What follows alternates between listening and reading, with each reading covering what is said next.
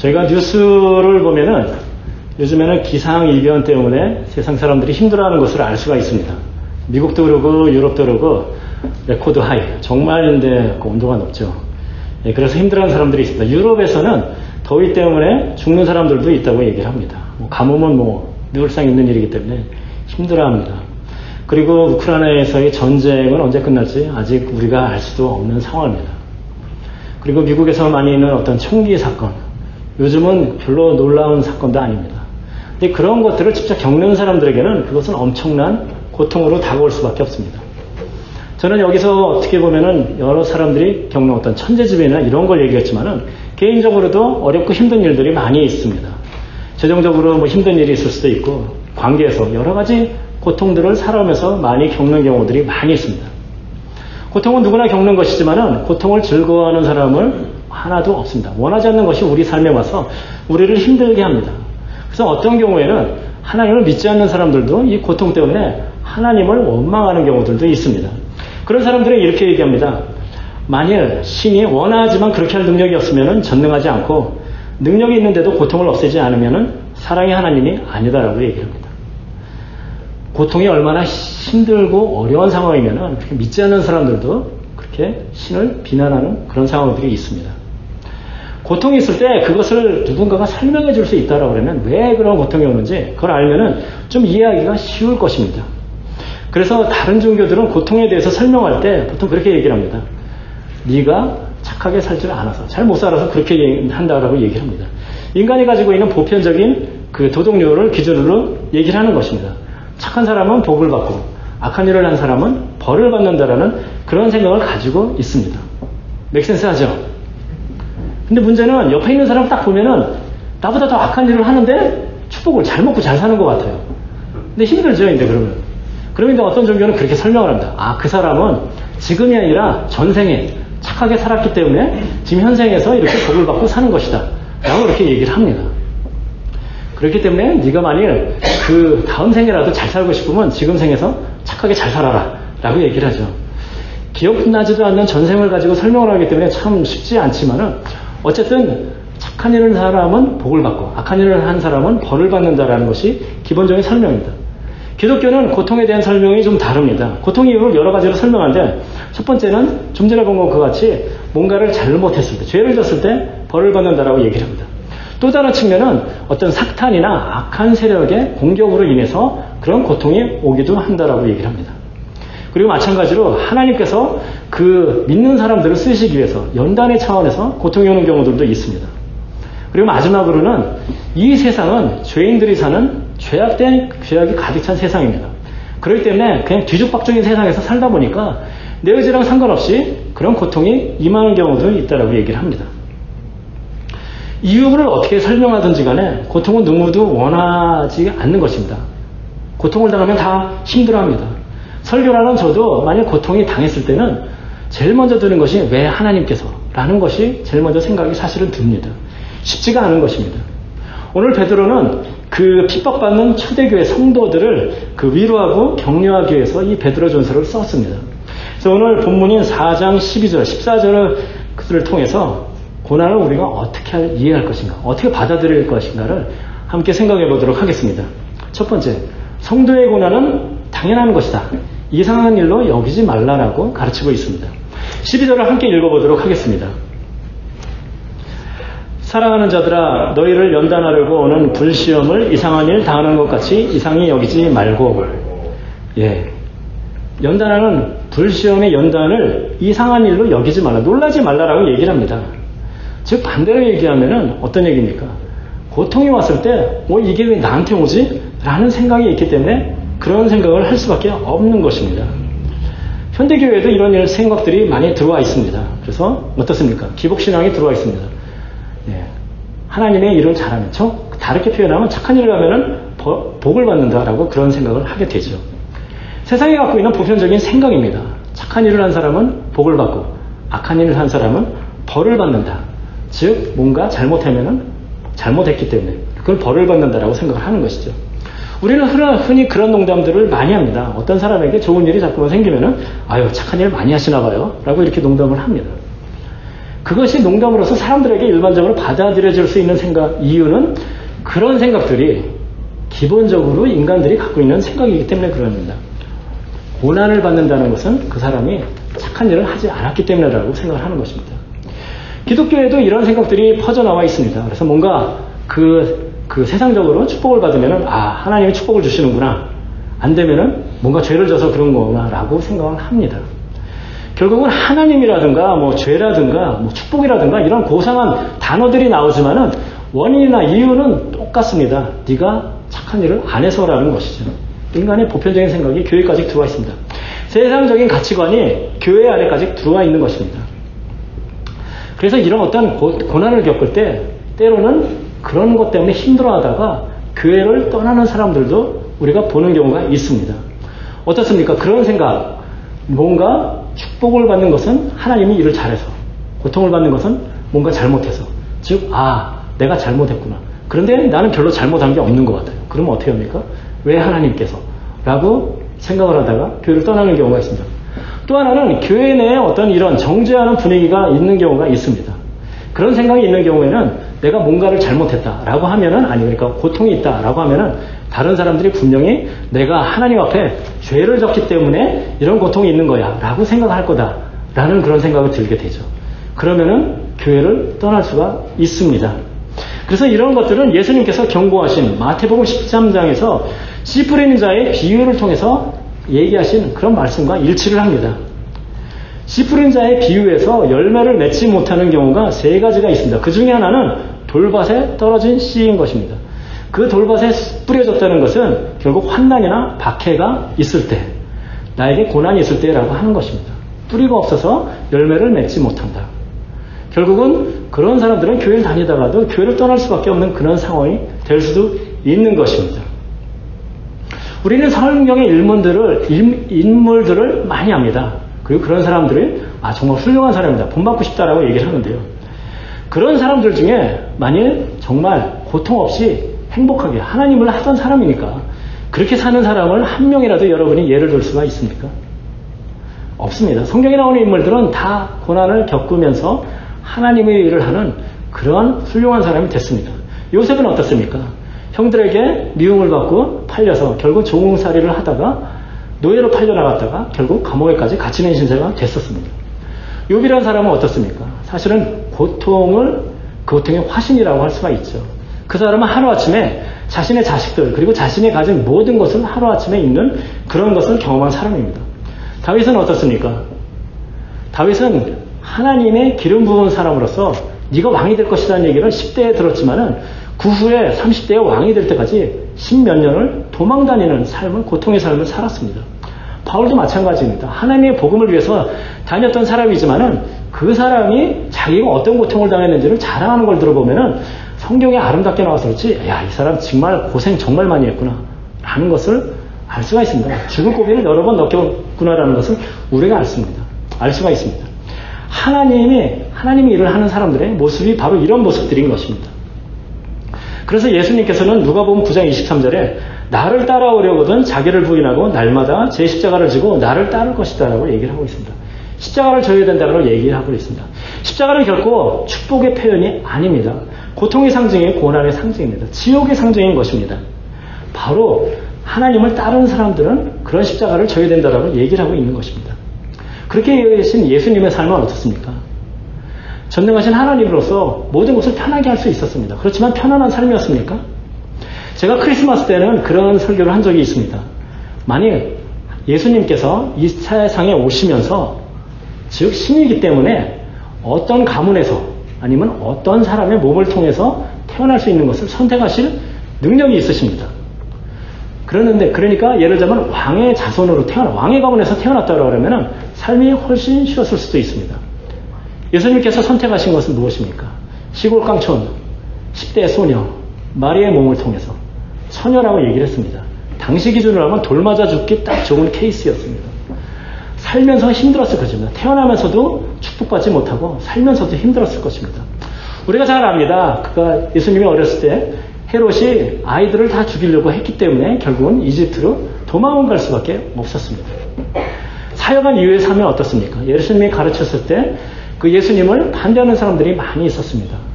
예수님을 따른다고 했던 사람들은 예수님을 배반하고, 제자 중에 한 명은 예수님을 팔고 배반을 당했습니다. 결국은 고통 가운데 십자가에서 죽으실 수밖에 없었습니다. 고통을 직접 몸소 보여주신 그런 삶이라고 할 수 있습니다. 초대교회는 어떻습니까? 교회에서 복음을 전하면서 박해가 많이 있었습니다. 그래서 사도행전 8장 1절에 보면은 그날에 예루살렘에 있는 교회에 큰 박해가 있어 사도 외에는 다 유대와 사마리아 모든 땅으로 흩어지니라. 큰 박해가 있었습니다. 그래서 어떻게 해요? 유대와 사마리아로 떠나가다 흩어졌다. 지금 자기 집을 그 터전을 떠나가지고 도망갈 수밖에 없는 그런 상황을 얘기하는 겁니다. 장난이 아니다라는 그런 얘기를 하고 있는 것입니다. 현대에도 어떻습니까? 우리가 선교지나 이런 데서 복음을 전하느라고 힘쓰시는 분들이 많이 있습니다. 그분들은 하나님의 일을 하기 때문에 편하게 잘 복음을 전하나요? 그렇지가 않습니다. 고난이 있습니다. 어려움이 있습니다. 그리고 죽음을 무릅써야 되는 그런 상황들이 많이 있습니다. 왜 하나님의 복음을 전하는데 하나님께서 좀 지켜주시고 보호해주시고 채워주시면 얼마나 좋을 텐데 하나님은 그렇게 하지 않으십니다. 고난이 유익이 되기 때문에 그런 것입니다. 여러분들 교회를 나오시면서 어쩌면 힘들고 어려운 일을 겪는 분들이 있을지 모르겠습니다. 가족의 반대를 겪고 어쩌면 친구들이 조롱을 하고 그런 일을 겪는 분들이 있을지 모르겠습니다. 또는 하나님의 일을 하면서 그런 가운데서 여러 가지 어렵고 힘든 일을 겪는 분들이 있을지 모르겠습니다. 하나님을 믿는다는 사람은 축복의 삶이 우리가 세상을 기준으로입니다. 항상 잘 먹고 잘 사는 것이 아니라는 것을 우리가 알 수가 있습니다. 미국은 종교의 자유가 있습니다. 그렇지만 어떻습니까? 우리가 회사나 학교 같은 데서는 종교에 대해서 얘기를 하지 말라라고 그렇게 트레이닝이나 이런 걸 통해서 듣게 됩니다. 그렇지만 여러분이 만일 불교에 대한 얘기를 다른 사람들에게 한다. 그러면은 여러분은 아무 문제가 없습니다. 어쩌면은 더 알고 싶다라고 할지 모르겠습니다. 여러분이 만일 복음을 전한다. 인사부에서 그 전화가 올지 모릅니다. 어려움을 겪을 수가 있습니다. 이 시대에서는 한국도 그러고 미국도 그러고 기독교만이 유일하게 핍박받는 종교가 돼가고 있는 것입니다. 기독교의 신앙을 갖는다는 것이 사람들에게는 어떻게 보면은 적당히 뭔가 모자라기 때문에 갖는다. 덜 떨어진 사람, 그런 느낌이 드는 세상에 살고 있습니다. 전도를 하기는커녕 어떻게 보면은 내가 믿는다는 사실 자체를 숨겨야 되는 그런 시대에 살아가고 있는 것입니다. 여러분들이 여러 가지 어려움을 겪고 있습니다. 하나님의 일을 하기 위해서, 복음을 위해서 경건하게 살려고 하다가 어려움을 겪을 수가 있습니다. 또 어떤 분들은 그런 것들과 상관이 없는데 나는 그냥 어려움을 겪는 것 같다 라고 하는 분들도 있습니다. 자, 그러면은 하나님의 일을 하는 사람들만이 고난을 겪고 그것이 축복이냐? 아닙니다. 하나님께서는 어떠한 형태로 여러분이 어려움을 겪을지라도 그걸 통해서 좋은 것을 이끄실 수 있는 분이십니다. 히브리서 12장 6절을 보면은 주께서 그 사랑하시는 자를 징계하시고 그가 받아들이시는 아들마다 책질하심이라 하였으니, 주는 어떤 얘기입니까? 징계하고 책질이 있습니다. 근데 누구에게요? 사랑하는 아들에게. 사랑하시기 때문에 그러한 어려움을 주신다라는 것이죠. 결국 그런 어려움이 있을지라도 그것을 통해서 좋은 것을 이끄실 수 있는 그런 분이라는 것입니다. 고난이 있을 수가 있습니다. 고난이 있죠. 그렇지만은 그것을 오늘 성경에는 이상한 일로 생각하지 말라라고 합니다. 너무나 당연한 일이기 때문에 어려움이 있을 때 놀라지 말라라고 얘기를 하고 있습니다. 여기 있는 분들도 그런 어려움이 있을 때 하나님이 축복하시려구나 그런 마음을 가지시고 감사한 마음으로 받아들이시기 바랍니다. 자, 두 번째는 고난이 있을 때 바로 그것을 즐거워하고 기뻐해야 된다라고 성경은 지금 얘기를 하고 있습니다. 13절을 함께 읽어보도록 하겠습니다.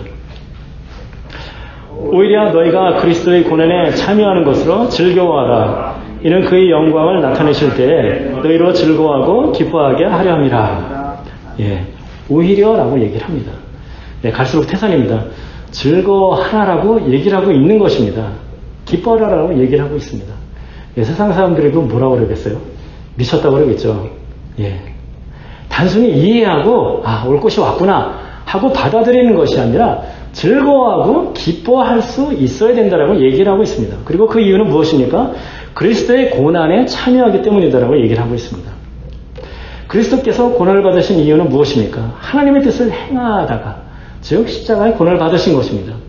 우리가 참여한다는 건 마찬가지로 우리도 하나님의 뜻을 행하다가 고난을 받을 수 있다라는 그런 얘기를 하는 것입니다. 본보기가 된다는 얘기를 하고 있는 것입니다. 베드로전서 2장 21절에 베드로 사도는 이렇게 가르쳐주고 있습니다. 그리스도도 너희를 위하여 고난을 받으셨습니다. 너희에게 본을 끼쳐 그 자취를 따라오게 하려고 본이 되게 하고 우리가 그것을 따라서 고난을 받게 하신다기 위해서라고 하는 것입니다. 즉 고난받는 것이 어떻게 보면 하나님의 뜻이다라고 얘기를 할 수가 있습니다. 즉 그렇기 때문에 우리가 즐거워할 수 있는 것입니다. 자, 성경 말씀을 이렇게 얘기하는데 우리가 어떻게 이것을 즐거워까지 할 수가 있을까요? 로마서 5장 3장 4절에서 바울은 이렇게 얘기를 합니다. 우리가 환난 중에 즐거워하나니 환난 가운데서 즐거워할 수 있다라고 얘기를 하고 있습니다. 이는 환난은 인내를, 인내는 연단은 소망을 이루는 줄을 알기 때문이다 라고 얘기를 하고 있습니다. 즉 우리가 환난 가운데 닥쳤을 때 즐거워할 수가 있습니다. 왜냐하면 그 끝을 무엇인지 알기 때문에 소망이 있다라고 얘기를 하고 있습니다. 바울만 이런 얘기를 한 것이 아닙니다. 야고보 사도도 야고보서 1장 2절 3절에 이렇게 얘기하고 있습니다. 내 형제들아 너희가 여러 가지 시험을 당하거든 온전히 기쁘게 여기라. 시험을 당하거든 기쁘게 여기라고 얘기를 합니다. 이는 너희 믿음의 시련이 인내를 만들어내는 줄 너희가 알미라 라고 얘기를 하고 있습니다. 시련이 인내를 만들고 결국은 소망이 있다는 것을 얘기하고 있는 것입니다. 즉 좋은 것이 될 수가 있다는 것이죠. 제가 이전에 리노에서 살 때 그 연세가 많으신 분들의 구역을 담당한 적이 있었습니다. 그래서 그분들하고 이제 뭐 성경 공부 가운데서 여러 가지 얘기를 많이 해보면은 살아오시면서 여러 가지 힘들고 어려운 일을 겪은 거를 우리가 알 수가 있습니다. 근데 그분들이 한결같이 하는 그 내용, 얘기하시는 것은 무엇이냐면은 그런 어려움이 있었지만은 그런 가운데서도 하나님께서 지켜주셨고 그리고 나중에 결과적으로 생각해 봤을 때는 그 어려움들이 정말 하나님이 나에게 주시는 축복이었구나 라고 얘기하는 것을 많이 들 수가 있었습니다. 제가 저희 교회에서도 장로님들도 여기 지금 두 분이 계시지만 얘기를 다 해보고 또 다른 어른들하고 얘기를 해보면 똑같은 얘기를 합니다. 삶에서 어려움이 있었을 때는 정말 왜? 라고 몰랐다. 이유를 몰랐다라고 얘기하지만 결과적으로는 그것이 나에게 축복이었다. 라는 것을 간증하는 것을 우리가 들을 수가 있었습니다. 성경도 얘기합니다. 뭐라고 얘기를 합니까? 믿음의 시련이 인내를 만들어내는 줄을 너희가 알미라. 소망을 이루는 줄 알미다라고 얘기를 하고 있습니다. 즉 우리가 믿는 사람이면 알 수가 있다는 거죠. 좀 전에도 우리가 어른들의 경험을 통해서도 얘기를 듣습니다. 아는 것입니다. 그렇기 때문에 우리가 어려움이 있을 때 그것이 즐거워하고 기뻐할 수 있는 이유가 되는 것입니다. 또 다른 이유는 성경에 나와 있듯이 영광이 나타나실 때 우리가 그것이 기쁨이 된다는 것입니다. 예수님이 영광이 나타나실 때는 언제입니까? 심판이고 재림할 때를 나타내는 것입니다. 그때 일어나는 것은 심판, 즉 지옥 가느냐 천국 가느냐를 얘기를 하는 것입니다. 여러분들은 천국을 갑니다. 당연히 축복이 되는 것이죠. 예. 그리고 그 심판에는 여러분이 어떠한 상급을 받을지에 대해서 그 심판을 합니다. 그렇기 때문에 우리가 기뻐할 수 있는 것입니다. 현재의 고난이 있을지라도 우리가 미래에 올 어떤 그 기쁨, 즐거움을 가지고 영광을 알 수가 있다라는 그런 얘기를 하는 것입니다. 이것은 마치 임신한 여자가 갖는 그런 어떤 기쁨과 즐거움과 마찬가지입니다. 현재 그 임신하고 있을 때는 힘들고 어렵습니다. 저도 겪어보지 않았기 때문에 모르지만 힘들고 어렵지만은 그것이 언제 그것이 기쁨으로 바뀔 수 있는지를 압니다. 그렇기 때문에 그 어려움을 참을 수가 있는 것입니다. 그래서 어떤 사람들은 이것을 해산의 기쁨이라고 표현을 합니다. 해산의 기쁨, 다르게 표현하면 고통의 기쁨이라는 표현을 하고 있는 것입니다. 고통이 기쁨이 될 수 있다는 것을 우리 삶을 통해서도 우리가 알 수가 있습니다. 오늘 이렇게 권면의 말을 쓰고 있는 베드로는 어떻습니까? 그 사람은 이렇게 쓰고 있지만 사실은 고난을 원했던 사람이 아닙니다. 예수님께서 그 잡히시던 날 밤에 그는 예수님을 3번을 부인했습니다. 고난받는 걸 원하지 않았습니다. 그렇지만 그가 진정으로 믿은 이후에 삶이 바뀌었습니다. 그가 부활의 예수님을 만나고 성령님이 그에게 임했을 때 그가 설교함으로써 3,000명이 한꺼번에 구원받는 그런 놀라운 역사가 있었습니다. 그리고 그 후에도 복음을 전하지 말라고 종교 지도자들한테 여러 가지 핍박이 있었지만 그때마다 나는 하나님의 복음을 전할 수밖에 없다라고 했습니다. 그래서 사도행전 5장 42절에 보면은 사도들은 그 이름을 위하여 능욕받는 일에 합당한 자로 여기심을 기뻐하면서 공의 앞을 떠나니라. 그 복음 때문에 능욕받고 고통받는 것을 기뻐했다라고 그렇게 얘기를 하고 있습니다. 진정으로 믿는 사람은 베드로가 보여준 것처럼 진정으로 믿는 사람은 우리가 고난이 있을 때 그것을 기쁨으로 받아들일 수 있는 것입니다. 그리스도께서는 고난을 받으심으로 우리에게 구원을 주셨고 그것이 하나님께서 기뻐하시는 일입니다. 성도의 고난은 그것을 통해서 우리가 신앙의 연단이 되고 성숙하기 때문에 하나님께서는 기뻐하시는 일이고 우리도 기뻐할 수 있습니다. 그래서 우리는 고난을 통해서 기뻐하는 삶을 살 수가 있는 것입니다. 그렇지만은 고난은 누구도 원하지가 않습니다. 그래도 하실 수만 있으면은 이 잔을 나에게서 피할 수 있게 고난이 없었으면 한다라고 생각을 할 것입니다. 좋은 소식이 있습니다. 그 고난이 그렇게 길지만은 않다라고 또 가르쳐주고 있습니다. 베드로전서 1장 6절에 그러므로 너희가 이제 여러 가지 시험으로 말미암아 잠깐 근심하게 되지 않을 수 없으나 오히려 크게 기뻐하는도다라고 얘기를 합니다. 고난이 기쁨이 됩니다. 근데 그 고난은 얼마간이요? 잠깐이라고 얘기를 합니다. 우리가 영원히 사는 영혼을 기준으로 하면 정말로 그 고난의 기간이 몇 년일지라도 찰나일 수밖에 없습니다. 그리고 우리가 사는 어떤 인생 70, 80, 90 이 인생을 기준으로 하더라도 그 몇 년의 고상은 그렇게 긴 것이 아닙니다. 잠깐이더라고 생각할 수가 있는 것입니다. 그래서 여러분께서는 고난이 있을 때 기쁨을 그리고 나아가서는 그런 것들이 영원히 되는 것이 아니라 잠깐 하나님이 나를 위해서 하시는 것이구나 라고 그런 마음의 변화를 가지시기 바랍니다. 그 세 번째는 고난이 복이 되는 것입니다. 자, 14절을 함께 읽어보도록 하겠습니다. 너희가 그리스도의 이름으로 치욕을 당하면 복 있는 자로다. 영광의 योग 곧 하나님의 영이 너희 위에 계심이라. 그래서 오늘 제가 설교 제목도 고난 하나님의 축복이다라고 그렇게 달았습니다. 점점인데 더 전육 가경입니다. 기쁨 정도가 아니라 이것이 복이 될 수 있다라고 그렇게 얘기를 하고 있습니다. 마태복음 5장 11절 12절에 우리가 잘 아는 그 팔복이라고 나오는 것에 그 뒷부분에 나오는 것인데 나로 말미암아 너희를 욕하고 박해하고 거짓으로 너희를 거슬러 모든 악한 말을 할 때에는 고난받는 모습을 표현하고 있습니다. 그때는 너희에게 복이 있나니 기뻐하고 즐거워하라. 하늘에서의 너희 상이 큽니다. 어려움이 있을 때 그것이 복이 된다라고 기뻐하고 즐거워하라라고 얘기를 합니다. 그리고 하늘에서의 상이 크다. 여러분이 물론 우리가 하나님을 하면서 하나님에게 세상 사람들 기준으로 축복을 받을 수 있지만 여기서 얘기하는 것은 어떤 하늘나라의 그런 신령한 복을 얘기하고 있는 것입니다. 그리고 우리가 이렇게 복을 받을 수 있는 이유는 무엇입니까? 하나님의 영이 우리와 함께하기 때문입니다. 어떤 분들은 그런 얘기를 합니다. 내가 정말 구원을 받은 사람인가? 믿는 사람인가? 라고 이렇게 고민하는 분들이 있는데 우리가 구원받은 사람에게는 성령님이 임하신다는 것을 알 수가 있습니다. 지금 성경 말씀이 얘기하는 것이 무엇입니까? 우리가 고난을 받으면은 그것이 성령님이 함께 하신다는 그런 말이 되는 것이고 결국 그것은 우리가 구원받은 사람이다라는 어떤 증거가 된다라고 얘기할 수가 있는 것입니다. 그리고 하나님께서 함께 하심으로써 그런 친밀하게 교제하는 전능의 하나님이 나의 든든한 백이 될 수 있기 때문에 그렇기 때문에도 우리가 복이 될 수가 있는 것입니다. 세상은 고통 없이 그냥 잘 먹고 잘 살고 평안하기를 원합니다.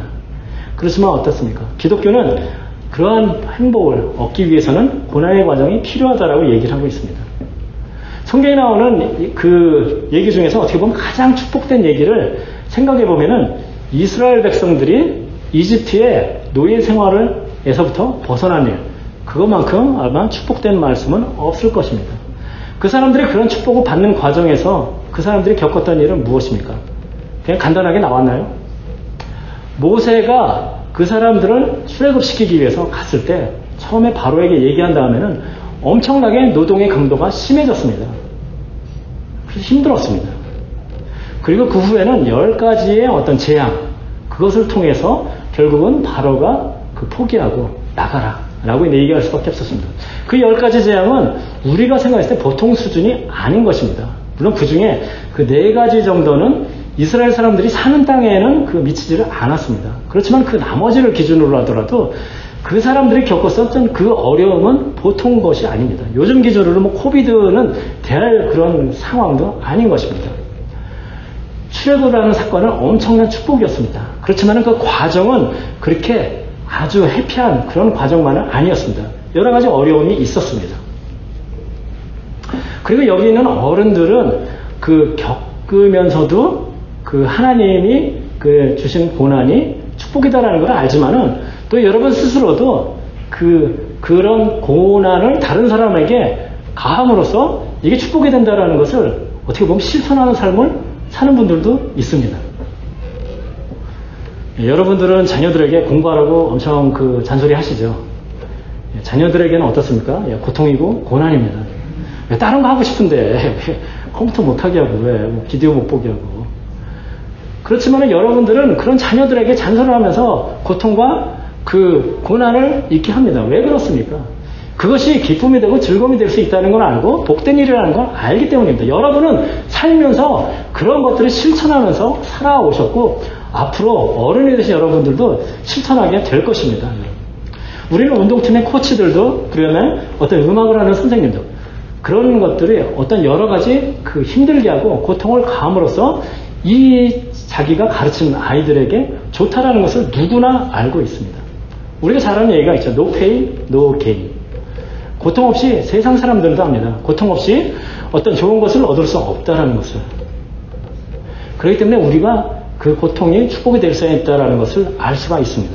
그래서 여기 있는 여러분들도 힘들고 어려운 사랑이 있을 때도 이것이 하나님께서 나에게 축복하시기 위해서 지금 주시는 그런 축복이구나 라는 것을 깨닫고 감사하는 여러분이 되시기를 주님의 이름으로 축복합니다. 말을 마치고자 합니다. 믿는 사람에게는 고난이 이상한 것도 아니라고 얘기를 했습니다. 그리고 두 번째는 그것을 오히려 즐거워하고 기뻐할 수 있다라고 얘기를 하고 있습니다. 그리고 더 나아가서는 그것이 복이 된다라고 가르치고 있습니다. 관점의 변화를 요구하고 있습니다. 미국의 심리학자인 마틴 셀리그만이라는 사람이 어떤 설문조사를 했습니다. 그래서 살면서 겪을 수 있는 어떤 최악의 그런 그 사건들, 그러니까 고문이라든가 뭐 심각한 질병, 자녀의 죽음이라든가 수감 생활한다든가 이런 것들을 그거를 설문 항목으로 해서 사람들에게 조사를 했는데 그런 사람들 중에서 그런 어려움을 겪은 것이 하나라도 있는 사람이 어떤 행복도라든가 장점이라는 측면에서 훨씬 더 높은 점수를 받았다라고 얘기를 하고 있습니다. 두 가지 이상 겪은 사람들은 더 높은 점수를 받았다라고 얘기를 하는 것입니다. 세상 사람들에게도 그런 어떤 힘들고 어려운 상황이 나쁜 것만은 아닌 것입니다. 자, 그렇지만은 고통은 닥칠 때는 정말 힘듭니다. 그래서 그래도 좀 피하게 해주시면 얼마나 좋을까? 예, 피하게 해주신다고 약속을 해주셨습니다. 고린도전서 10장 13절에 사람이 감당할 시험 밖에는 너희가 당한 것이 없나니 오직 하나님은 미쁘사 너희가 감당하지 못할 시험 당함을 허락하지 아니하시고 시험 당할 즈음에 또한 피할 길을 내사 너희로 능히 감당하게 하시느니라. 예, 감당하지 못한 시험을 주신 적이 없다라고 얘기하십니다. 피할 길도 주신다라고 얘기를 하고 있습니다. 그러니까 우리가 참아낼 수가 있는 것이죠. 예.